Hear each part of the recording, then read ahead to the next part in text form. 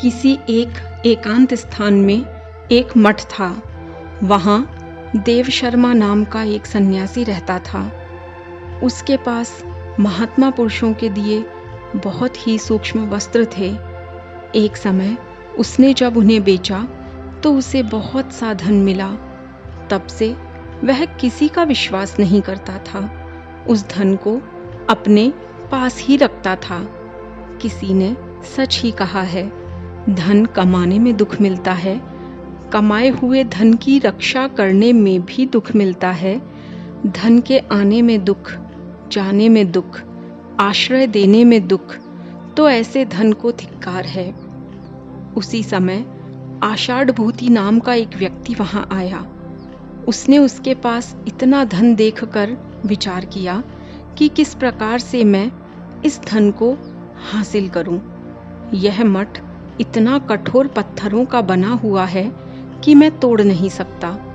ऊंचा होने से मैं प्रवेश नहीं कर सकता, इसलिए इसे तो बातों से ही मनाया जा सकता है।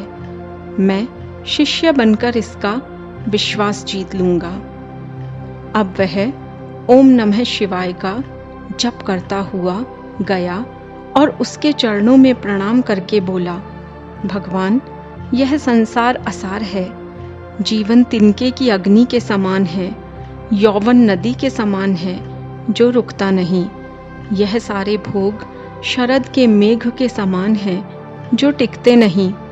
मित्र सपने के समान हैं जो बीत जाते हैं।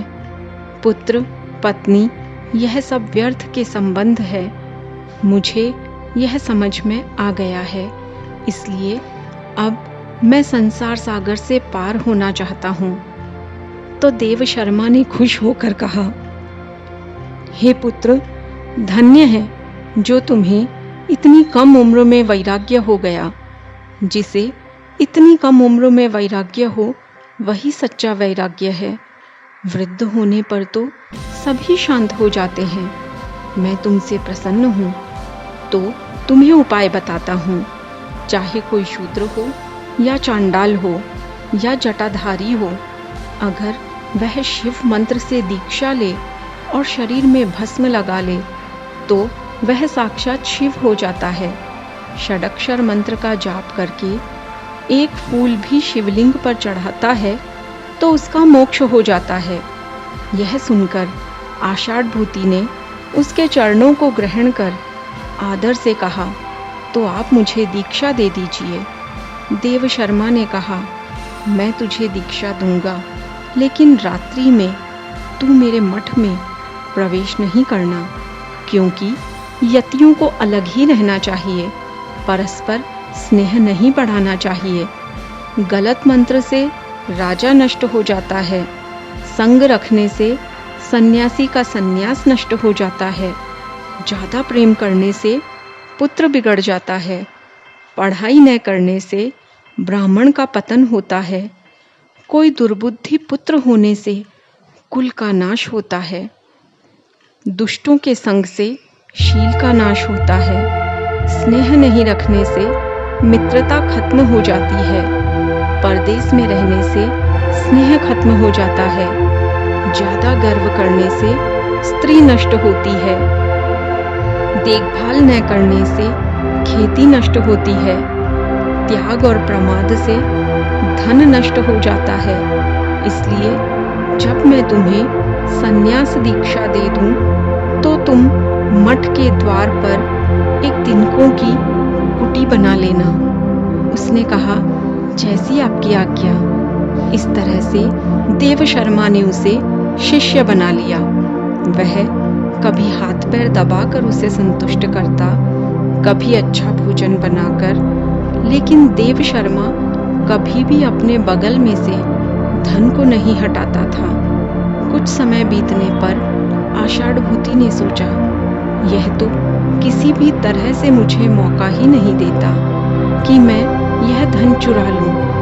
क्या मैं कभी इसे शस्त्र से मार डालूं, या भोजन में विष दे दूं, या इसे पशु के समान मार दूं। इसी बीच में देव शर्मा के शिष्य का पुत्र पास के गांव से निमंत्रण देने आया। उसने कहा, हे भगवान, मेरे पुत्र का जनेऊ संस्कार है, आप उसे यज्ञोपवीत देने के लिए मेरे घर पधारे। देव शर्मा ने जाने की स्वीकृति दे दी। आषाढ़ भूति के साथ वो जाने लगा तो रास्ते में कोई नदी आई।